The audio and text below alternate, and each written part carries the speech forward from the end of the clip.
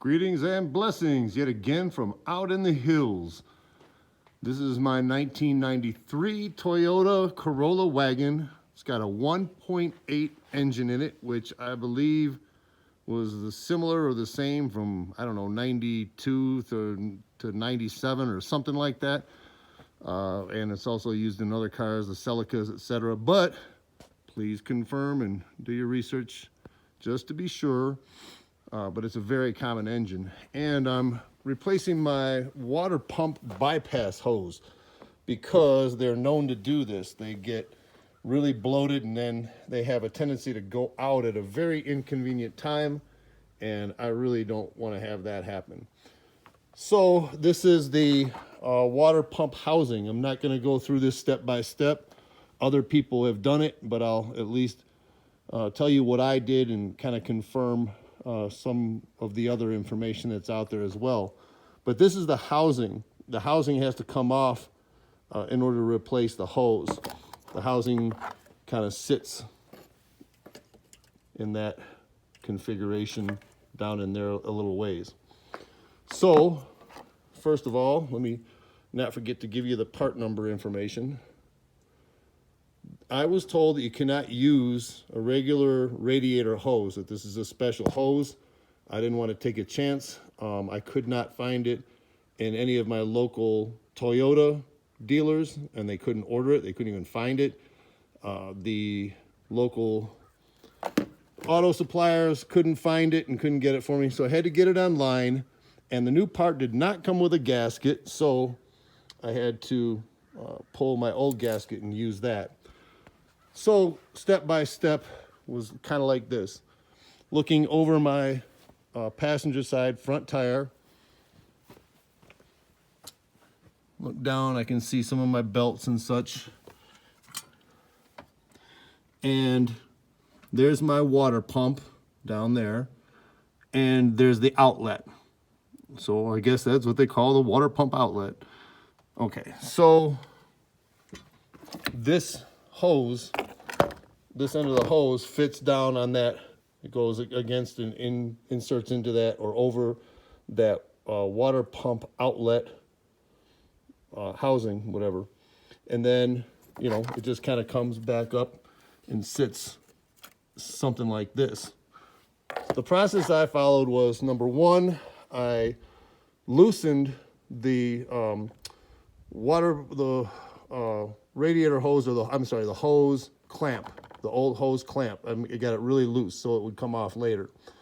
Then I forget what that was, and that's kind of a typical size. I think mine was like 8mm is what I used. And then I had these three are kind of obvious on the top, so I took off those three. I think maybe one was a nut and 2 bolts, or vice versa. So I got those 3, and then 4. This is the last one, the 4th one. That's all. Those are all the bolts, the nuts and bolts that hold the housing on. This is an electrical connection, a sensor connection that I just pulled off, and I just let sit down there. However, when I took off these 1, 2, 3, and even this one, 4, this 4th bolt nut, in this case it's a nut, the nut that was on this one has a plastic bracket that's attached to this line here, this plastic casing. It goes underneath here, and then there's this large plastic case, and it has a hole on it that fits over this, and you have to pull that case attachment, you have to pull that off in order to get this housing off. And I couldn't get clearance because whatever that case is goes back a little ways, and it just wouldn't allow me enough room to pull the housing out. So I ended up pulling out my PCV. I just pulled that out. Please do that carefully so you don't break anything. But I just pulled out my PCV, and it gave me a little bit of room that just right beneath it is another bolt. I think these are 12mm is what I was using. So it's not the one on the top, it's that one right underneath it. And I didn't take it out, I just loosened it. I just wanted to loosen it enough to give me a little bit of room to get this piece, that plastic piece off, get a little bit of clearance so I could pull the housing out. And that's what worked. So just to reiterate, recap briefly is, step one was to loosen the clamp, the hose clamp that was already on there, which I dropped. I'll have to pick up.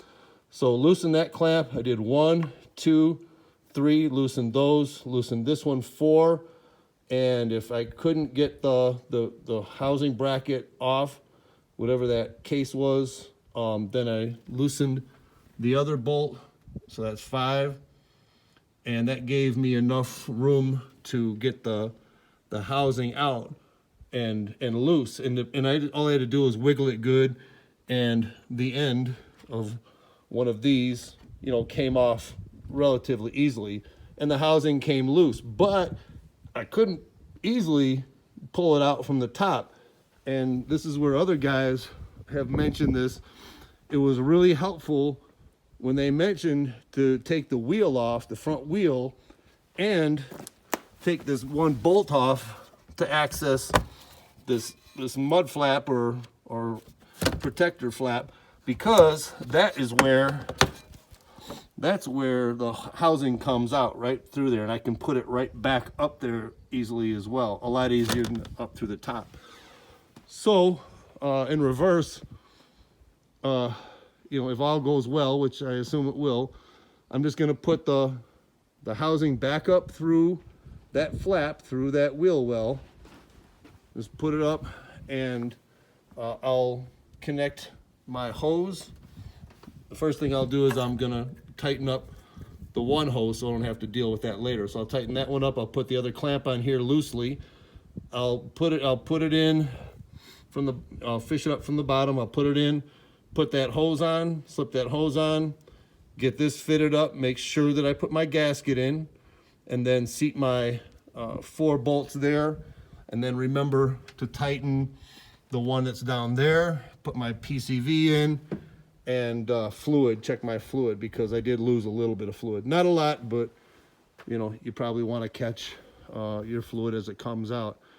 So that's really all the steps that I followed.